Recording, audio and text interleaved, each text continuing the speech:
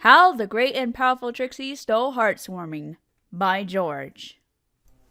Every pony down in Ponyville liked heartswarming a lot, but there was one pony living just north of Ponyville who did not. Trixie hated heartswarming the whole holiday season. "Why?" asked Trixie, crawling out of her bed and looking out the window on her wagon. "Why are you bothering me? All I wanted to do was sleep in this morning. Can't you just go away?" "Look, we'll pay you double scale since it's a holiday." "Humbug! I hate this season!" scowled Trixie with a sneer. "Where's that worthless clerk Cratchit so I can make his life miserable?" "Wrong holiday story." "Whoops! Sorry. Go on. I'll catch up."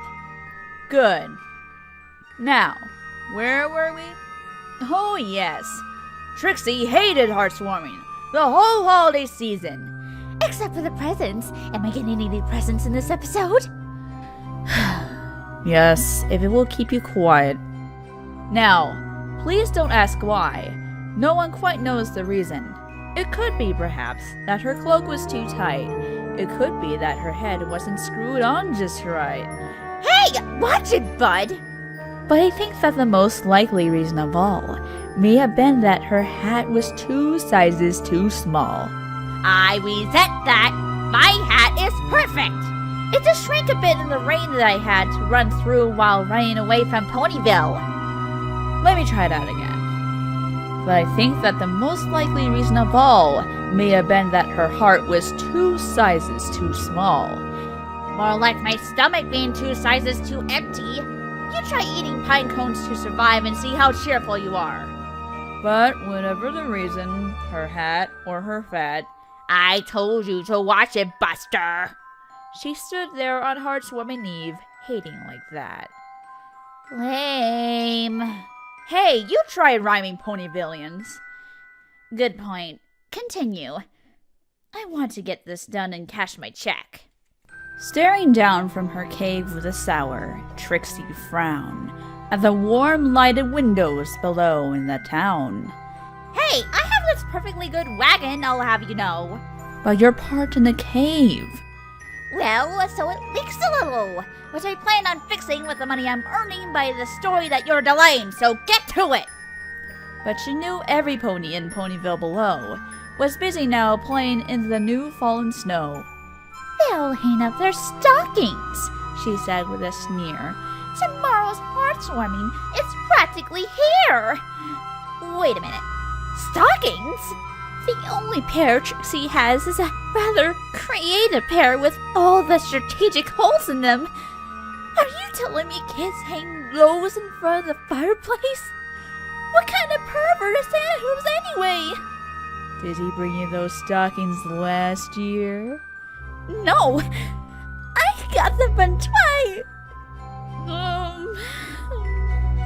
Just keep reading. Then she growled, with her hooves nervously drumming. I must find a way to keep heartswarming from... Are you certain you want Trixie to use this word? There's a lot of impressionable little ponies out there. And a lot of dirty-minded old ones, too. No, that's fine. Just keep reading. And we'll fix it in post-production. For tomorrow, I know all the Ponyville colts and fillies will wake bright and early with behavior most silly. Much like this poem. Careful! And then, oh, the noise! Noise, noise, noise! There's one thing I hate. Oh, the noise, noise, noise! We get it. You like silence. Just like after your act. If I didn't need the bits... Then the ponies, young and old, will sit down to a feast. And they'll feast, and they'll feast, and they'll feast, feast, feast, feast! Good thing you're not there. You've added a few pounds on those pine cones. They'll feast on soft muffins and rare Ponyville roast beets.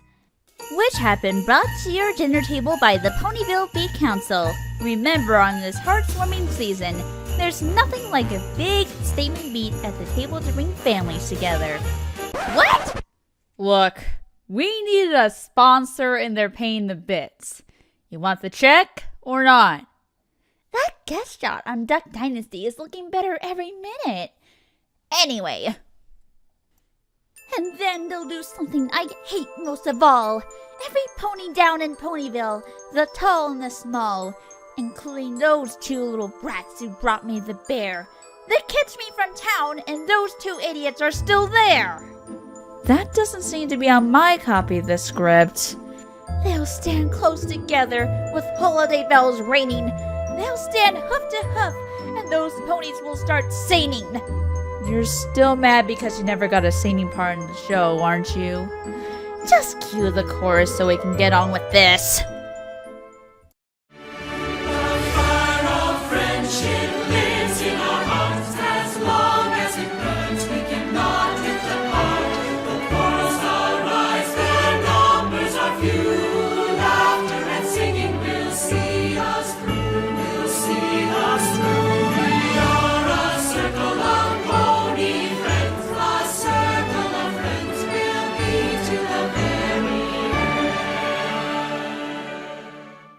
And the more that Trixie thought of this gay, heart-warming song, the more that Trixie grumbled. I must stop them. It's wrong.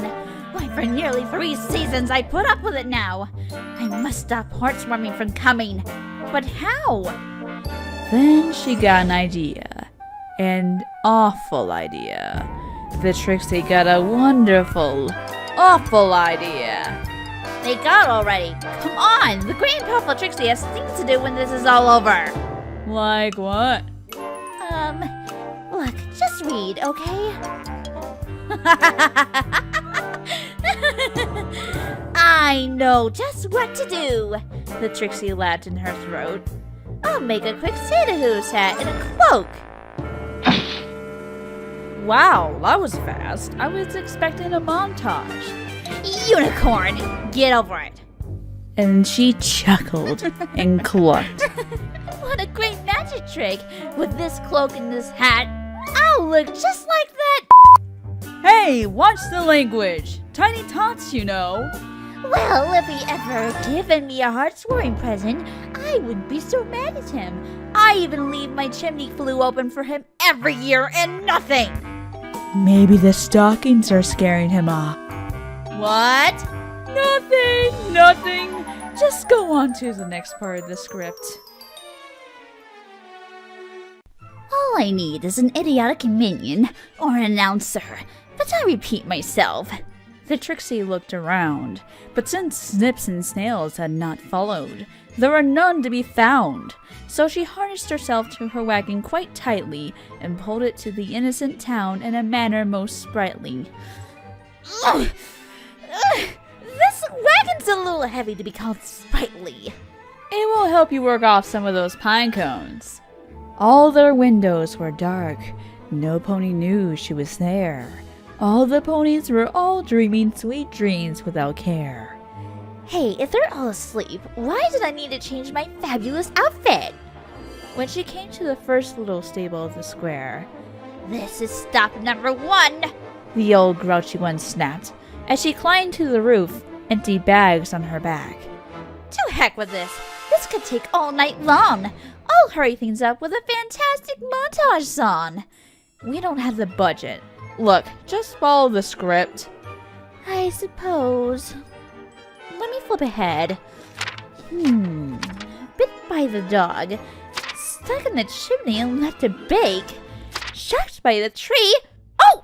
This! I'm a unicorn, for heaven's sake! With a simple flick of her horn, purple light covered the stable. I'm the great and powerful Trixie, and I do not manually labor. Doesn't scan well. Look, the great and powerful Trixie is trying to work here. And with that, each house in Ponyville took on a bright glow. Then the presents, the food and ornaments, up their chimneys they go. She took their fold toys, their games and stuffed moles. She took their Zap Apple jelly, their bread and dinner rolls. She took every peanut and plum, and even their casseroles, and danced in the streets as her wagon load grew. When she heard a small noise just down by one shoe, it was a small unicorn just fresh from her bed. She looked at the scene, and this is what she said.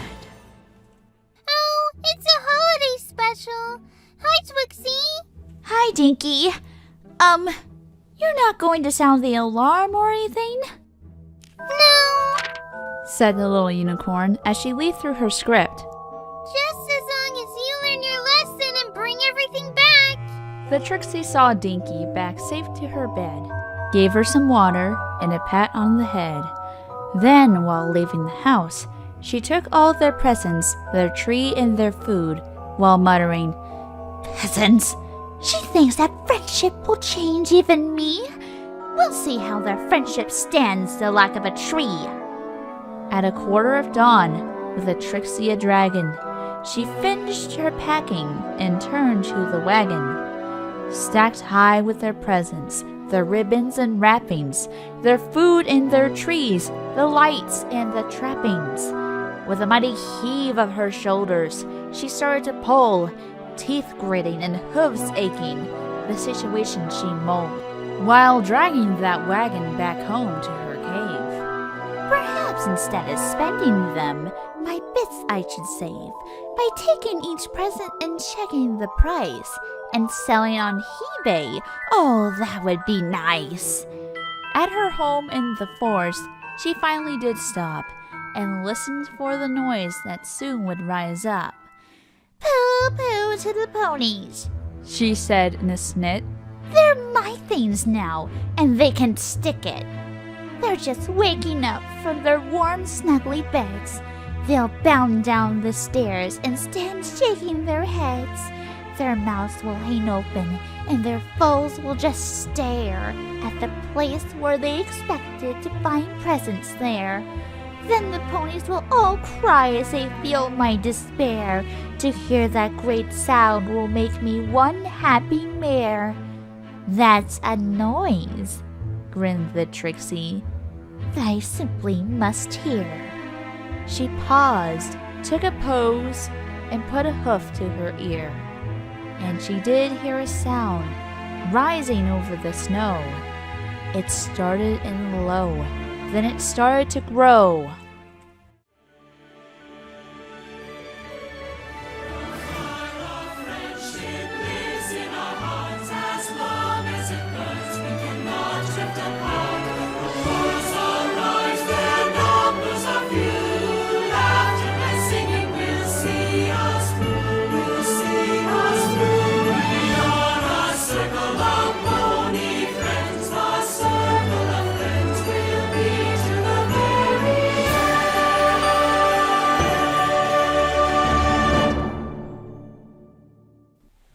The sound wasn't sad. Why, this sound sounded glad. Every pony in Ponyville, the tall and the small, was singing without any presents at all. Heartswarming still came, despite lack of things, and she stood there in shock while hearing them sing. And the Trixie, with her cold hooves still deep in the snow, stood thinking and griping. How could it be so? It came without ribbons. It came without tags. It came without packages, boxes, or bags. I took all their stuff. I don't see the reason why they're all so darned happy on this miserable season.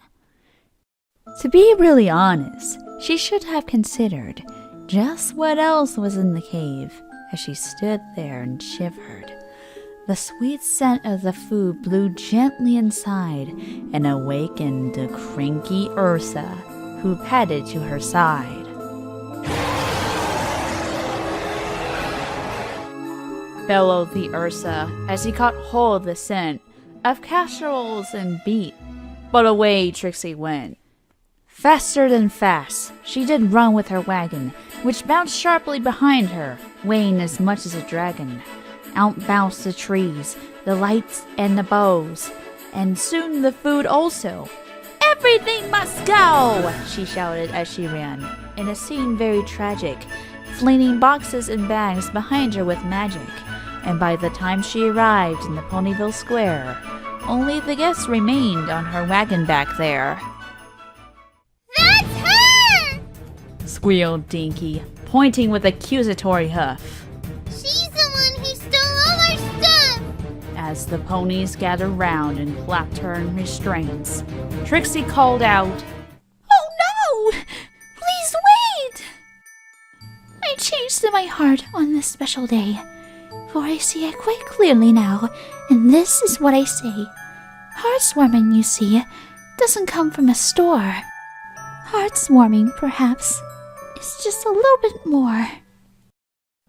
With great adulation, the ponies to carry her into the courthouse where their Twilight did. Wait a minute! Bellowed Trixie while waving the script overhead. Me marry Twilight? Why, I'd rather be dead. What brain-dead hack has written this story? As soon as I find him, it's going to get gory. Silence, said the judge, Luna being her name, who scowled down at Trixie. I know of your game. You're that annoying blue twit with a point on your head. Just be very glad that you're not winding up dead. I've seen what you two think, and the dreams from your beds. I've had quite enough. I now pronounce you two wed. I object! Trixie shouted at the judge in a rage, who quietly ignored her while turning the script page.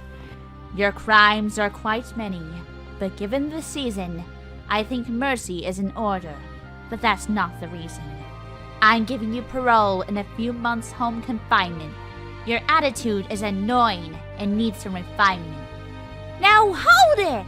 Shouted Trixie, as Twilight dragged her away quite tied and many ropes very strong, and 4 hoof manacles well tried. There are rules to this scene. There are lessons that are taught. What moral can be expressed by my marriage to this? Stealing stuff is naughty and you should be punished, said Dinky. When agreeing to contracts, you should always first obtain advice from legal counsel, said the narrator. Don't ever cheat a princess at poker, said Luna.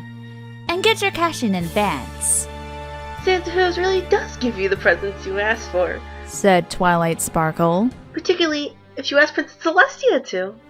Perhaps if Trixie had actually read the scripts before agreeing, tonight she would not be trapped in the library, tied up to prevent fleeing.